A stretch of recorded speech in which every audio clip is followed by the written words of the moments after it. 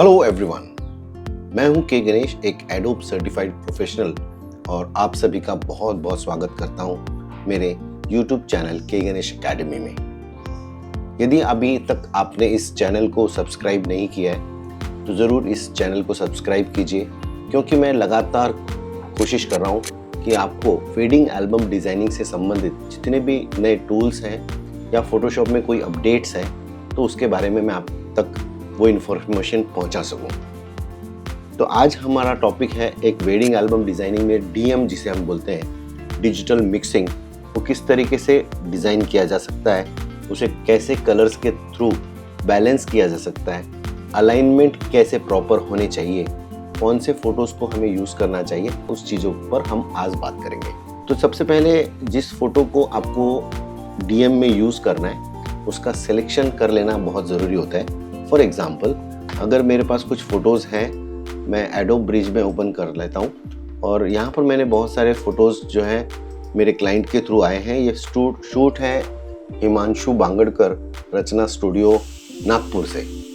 जी हाँ, उनके द्वारा ये शूट किए गए फ़ोटोज़ हैं। मैंने एक फ़ोल्डर्स में इसे सेपरेट कर लिया है जिसे हम स्टिल्स कहते हैं, और इन फ़ोटोज़ को मैं यूज़ करके एक खूबसूरत डीएम जिसे हम बोलते हैं और डीएम में यूज़ करना चाहता हूँ। तो जिन फ़ोटो को मैं यूज़ करना चाहता हूँ तो सबसे पहले मुझे ज़रूरी है कि मैं उन फ़ोटोज़ को सॉर्ट आउट कर लूँ। फॉर एग्ज़ाम्पल, मैंने कुछ फ़ोटोज़ यहाँ पर 3 फ़ोटोज़ को सॉर्ट आउट किया है जिसे मैंने 5 स्टार रेटिंग दिया हुआ है।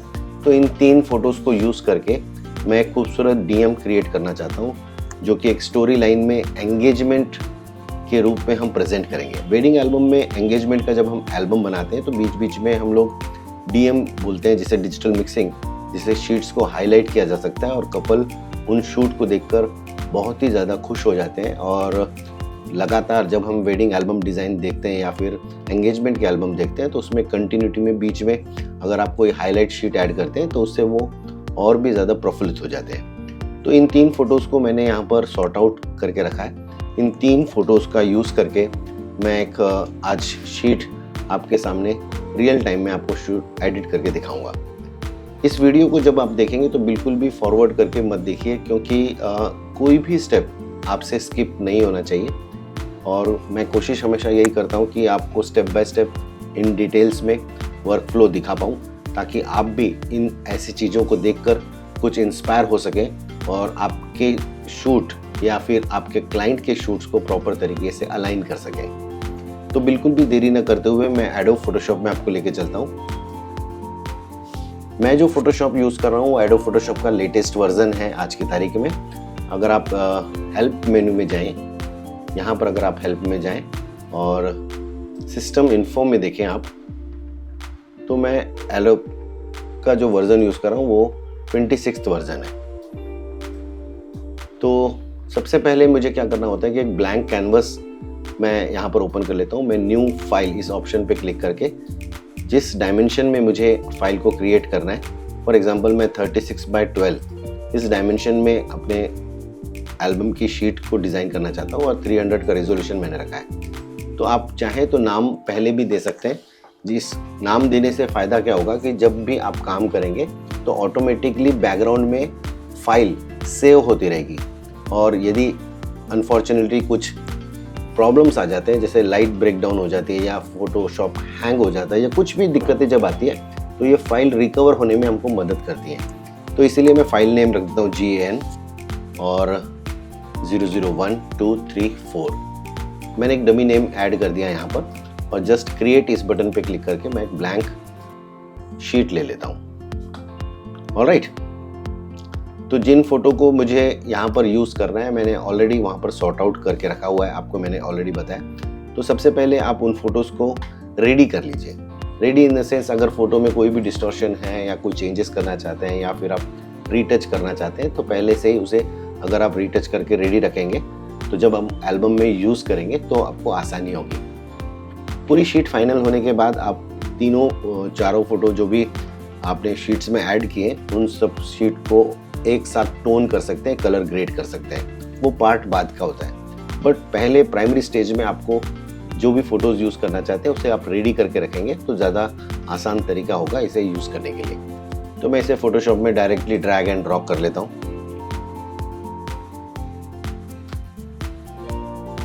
और इसमें अगर कोई भी चेंजेस मुझे करना है, जो भी मुझे प्रॉब्लम आ रहा है, फॉर एग्जांपल इनमें हेयर्स को ठीक करना चाह रहा हूँ या फिर ये छोटे छोटे जो दाग है उसे मैं निकालना चाहता हूँ, तो आप जो भी टूल यूज़ करते हैं उस टूल की मदद से इसे आप निकाल सकते हैं। फिलहाल मैं हीलिंग ब्रश टूल का इस्तेमाल कर रहा हूँ और छोटे छोटे जो दाग है उसे मैं ठीक कर लेता हूँ,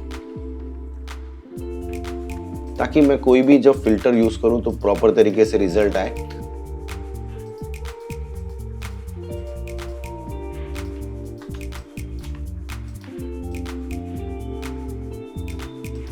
बिल्कुल भी जल्दबाजी न करते हुए आप इन तीनों चीज़ों को इस तरीके से प्रॉपर कर सकते हैं। और अगर कोई भी डिस्टॉर्शन आ रहा है तो अभी न्यू टेक्नोलॉजी जो एडोब फोटोशॉप की आर्टिफिशियल इंटेलिजेंस टेक्नोलॉजी है उसका मदद करके आप इस तरीके से सिलेक्शन कीजिए और कॉन्टेक्चुअल टास्क बार पे आप जाके जस्ट जनरेट फिल इस ऑप्शन पे क्लिक करेंगे और जनरेट करेंगे।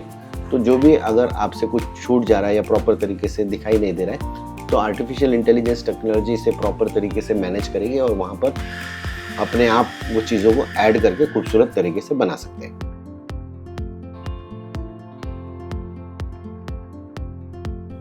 यस, तो आपने देखा यहाँ पर नेचुरल तरीके से बालों को प्रॉपर तरीके से जो सही नहीं दिख रहा था, और उसी तरीके से हम दोबारा भी आप चाहें तो और फिर से जनरेट कर सकते हैं और इसे प्रॉपर जब तक आपको डिजायर्ड रिजल्ट नहीं मिलता है तब तक आप उसे ट्राई कर सकते हैं।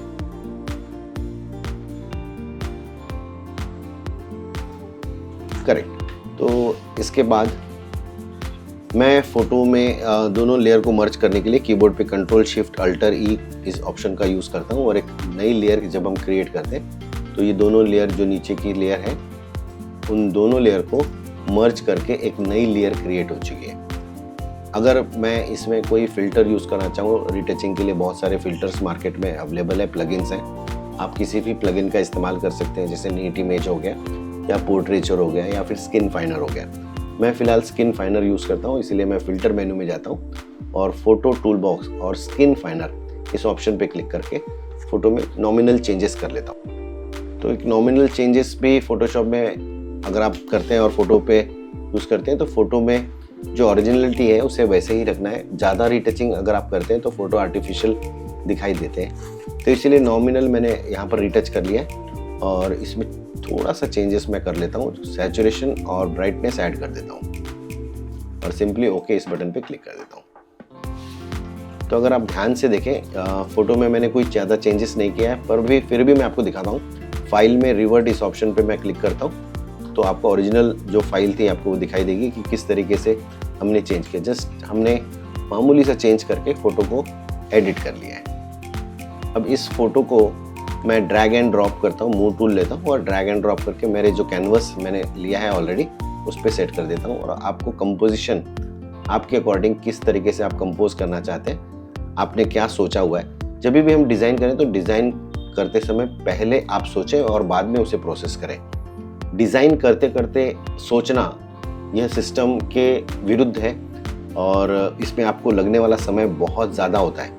पर जब हम कोई भी शीट को डिज़ाइन करते हैं और फोटोज़ जो आप यूज़ करना चाह रहे हैं उसके अकॉर्डिंग कोई लेआउटिंग करना चाह रहे हैं तो सबसे पहले उसे आप विजुलाइज कर लीजिए कि आप कहाँ पर वो प्लेस करने वाले हैं, कैसा वो शीट रहने वाला है, बैकग्राउंड को कैसे मैनेज करने वाले हैं। यदि आप पहले से विजुलाइज करेंगे तो रिजल्ट्स आपके लिए बेहतर होते जाएंगे।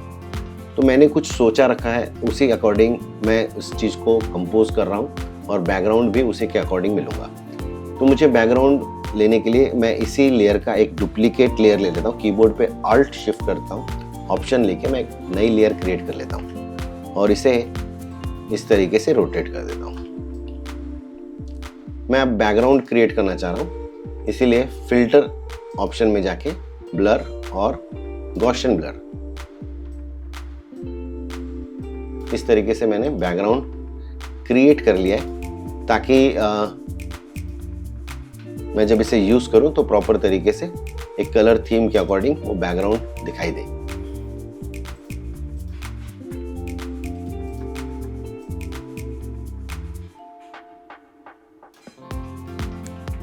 कीबोर्ड पे ऑल्ट शिफ्ट करके या ऑप्शन शिफ्ट प्रेस करके मैं इस मास्क इस बटन पे क्लिक करता हूं और इसे हाइड कर देता हूं और ब्रश लेता हूं वाइट कलर का, मुझे जहां पर शो करना है। हमेशा याद रखिए ब्लैक कलर हमेशा उस लेयर को छुपा देता है और वाइट कलर से हम उसे रिवील कर सकते हैं। तो मैंने ब्रश लिया, वाइट कलर लिया, यहाँ पर फ्लो और ओपेसिटी 100 रख के मैं यहाँ पर एक बार पेंट करता हूँ ताकि मेरी लेयर जो है वो इस तरीके से बैकग्राउंड के साथ मर्ज हो जाए।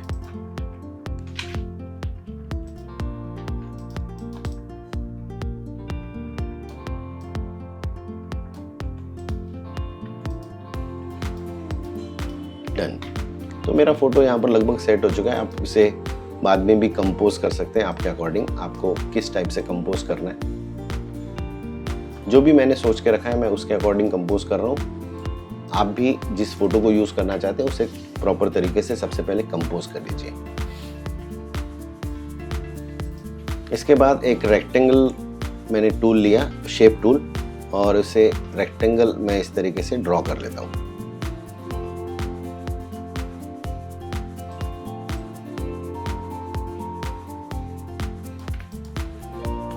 ये जो मैं डिज़ाइन कर रहा हूँ ये मेरी सोची हुई एक कल्पना है, उसके अकॉर्डिंग मैं कर रहा हूँ। आप जब करेंगे आपके फ़ोटो के अकॉर्डिंग आप अलग तरीके से कुछ सोच सकते हैं। मैं इसे जस्ट फिल ऐड नहीं करना चाहता हूँ, इसमें कोई कलर ऐड नहीं करना चाहता हूँ, इसलिए मैं फिल इसे क्लोज कर देता हूँ। बट मैं इसमें लाइन ऐड करना चाहता हूँ, स्ट्रोक ऐड करना चाहता हूँ, और मैं वाइट कलर का स्ट्रोक ऐड करना चाहता हूँ। और कितने पॉइंट का वो स्ट्रोक होना चाहिए आप यहाँ से रियल टाइम में उसे इस तरीके से मैनेज कर सकते हैं।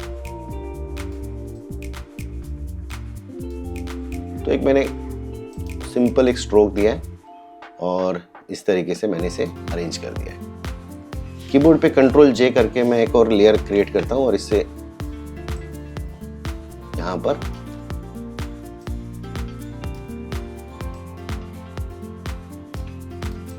अब इस लेयर में मैं कलर फिल करना चाहता हूँ और इसीलिए मैंने इसे फिल किया और वाइट कलर फिल कर देता हूँ। और क्योंकि मुझे स्ट्रोक नहीं चाहिए इस बार, तो मैं स्ट्रोक को ऑफ भी कर सकता हूँ।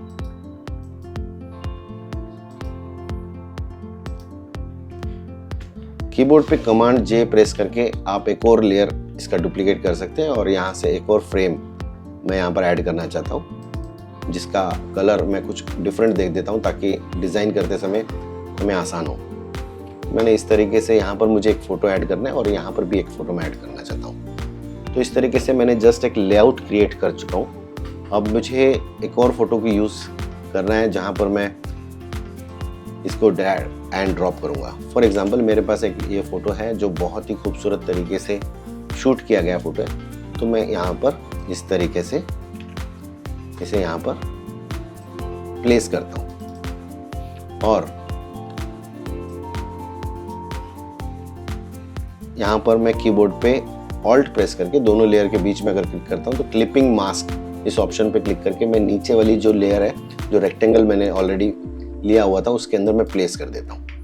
तो इस तरीके से मैंने इस लेयर के अंदर उस लेयर को प्लेस कर दिया है और इसे मैं फिर से कंपोज कर लेता हूँ। मुझे कहाँ सेंटर अलाइन करना है या फिर चॉइस इज योर्स, आप जैसे भी सोचें उस तरीके से आप इसको प्लेस कर सकते हैं। तो फिलहाल मैं यहाँ पर पूरी स्क्रीन पे मैंने रखा है और कमांड जे प्रेस करता हूँ एक बार और फिर से मैं बैकग्राउंड के ऊपर इसे यहाँ पर पूरा का पूरा फोटो रख देता हूँ। इसका ब्लेंडिंग मोड में ल्यूमिनिसिटी रख देता हूँ ताकि जो बैकग्राउंड में जो भी लेयर है उसके कलर के अकॉर्डिंग हम उसे यहाँ से एडजस्ट कर सकें।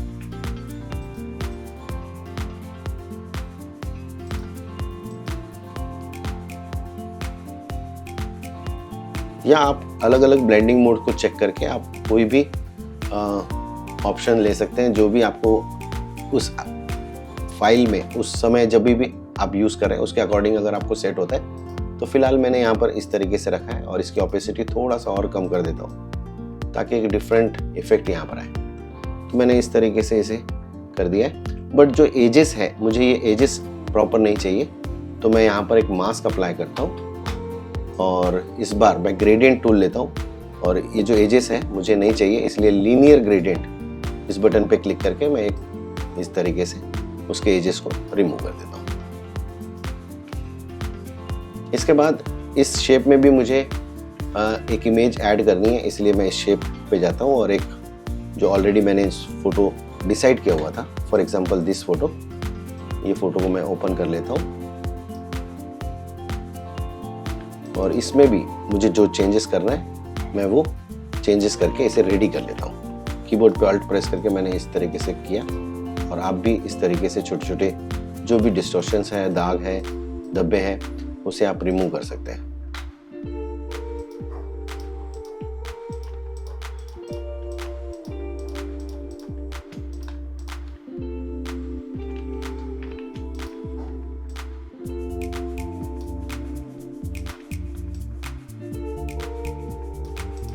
फोटोज़ को एडिट करते समय कोई भी जल्दबाजी आपको नहीं करनी है, क्योंकि फ़ोटोज़ बहुत खूबसूरत तरीके से प्रेजेंट आपको करना है। एक वेडिंग एल्बम डिज़ाइनर की रिस्पॉन्सिबिलिटी है कि आप फ़ोटोज़ को जब आप एडिट करें तो उसमें कोई जल्दबाजी ना करें।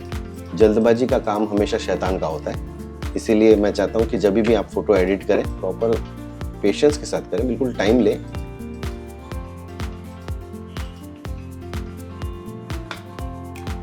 तो इस तरीके से मैंने किया और मैं एक फ़िल्टर यूज़ कर देता हूँ, आप जो ऑलरेडी मैंने स्किन फाइनर आपको बताया हुआ है।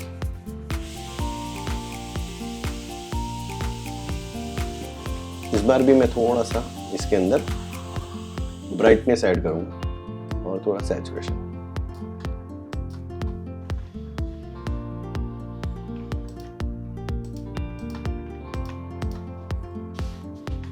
डन। कीबोर्ड पे V प्रेस करके मूव टूल लेता हूं और मैं इसे ड्रैग एंड ड्रॉप करके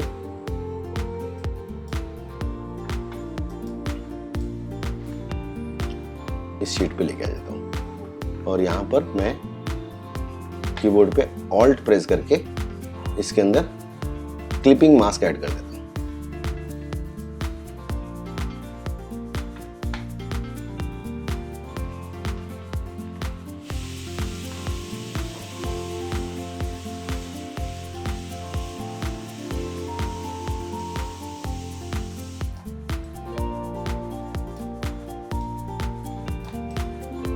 इस तरीके से आप कंपोज कर लीजिए इमेज को। डन। इस इमेज में मैं स्ट्रोक ऐड करने के लिए इस शेप को स्ट्रोक में जाके एक वाइट स्ट्रोक फिर से ऐड कर देता हूँ और जो सेकंड लेयर है हमारा, इसके अंदर भी एक स्ट्रोक ऐड कर देता हूँ। डन। अब फोटो के अकॉर्डिंग अगर मुझे बैलेंस करना है तो मुझे पिंक टोन के अकॉर्डिंग इस शीट को डिज़ाइन कर रहा हूँ, इसलिए एक स्ट्रिप ले लेता हूँ, रेक्टेंगल इस शेप पे जाता हूँ और एक यहाँ से एक पिंक टोन यहाँ पर मैं ऐड करता हूँ।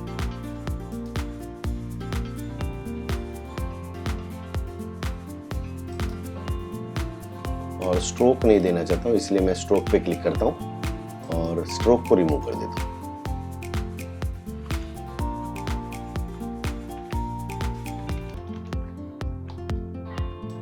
तो इस लेयर को सबसे टॉप में मुझे रखना है। टॉप में मैंने रखा और थोड़ी सी ओपेसिटी में इसकी कम कर देता हूँ ताकि खूबसूरत दिखाई दे। और यहाँ पर मुझे ऐड करने की ज़रूरत है एक टाइटल। फॉर एग्जांपल मैं एंगेजमेंट के लिए शीट को कर रहा हूँ तो मैं एंगेजमेंट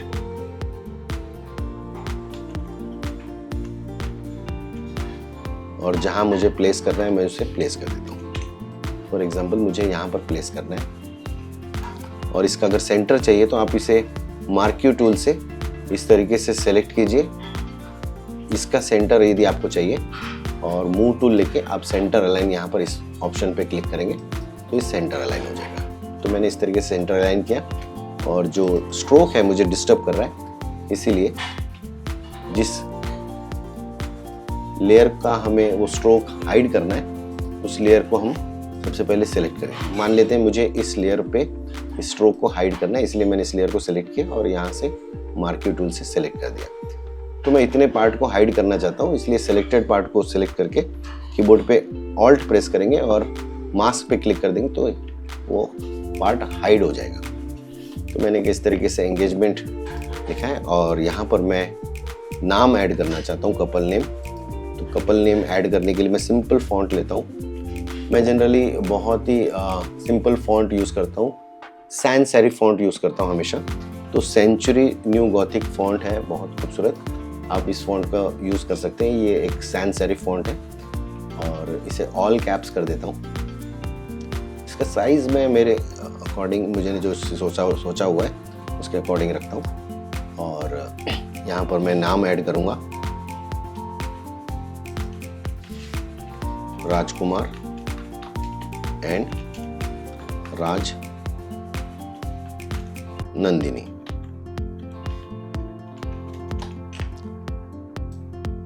तो मैंने बताया कि आप जहाँ पर भी आपको सेंटर चाहिए होगा, तो फॉर एग्जांपल मुझे यहाँ से मार्कर टूल लिया मैंने और इस तरीके से सिलेक्ट कर दिया।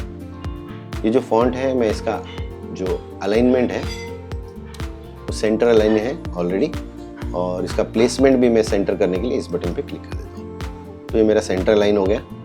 और मैं अब इस कैरेक्टर्स में जो भी हमने यूज़ किया है, फिर से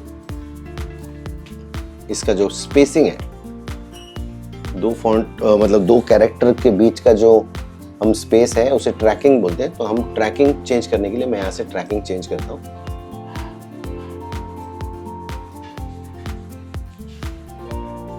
इस तरीके से मैंने ट्रैकिंग चेंज किया और फिर से इस लेयर को यहाँ पर सिलेक्ट कर लेता हूँ, रेक्टेंगल लेयर को, इस लेयर को।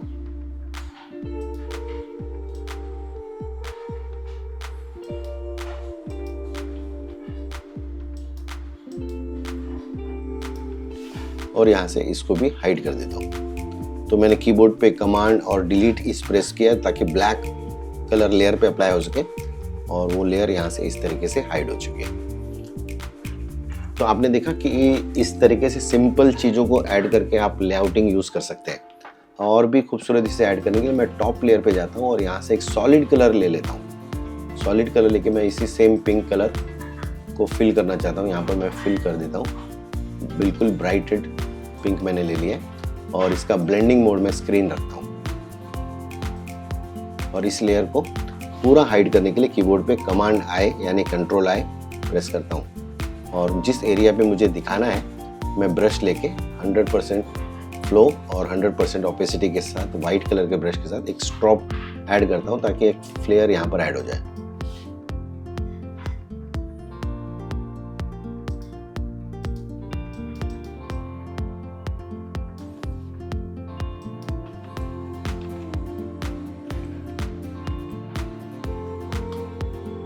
तो इस तरीके से आप चाहें तो खूबसूरत एडिट कर सकते हैं, प्रॉपर तरीके से इसे मैनेज कर सकते हैं और एक कलर के अकॉर्डिंग आप इसे यूज़ भी कर सकते हैं। तो यहाँ पर फिर से मैं एक और नई लेयर लेता हूँ, क्रिएट करता हूँ। एक ब्लैक सॉलिड कलर की लेयर लेता हूँ यहाँ से, सॉलिड कलर, और इस बार मैं पिंक कलर ले रहा हूँ और यहाँ पर ब्लेंडिंग मोड में मैं सॉफ्ट लाइट रखता हूँ और इसका ब्लेंडिंग मोड की ओपेसिटी बहुत कम करता हूँ ताकि एक पिंक टोन पूरे फोटो पे आए और एक इफेक्ट खूबसूरत दिखाई दे।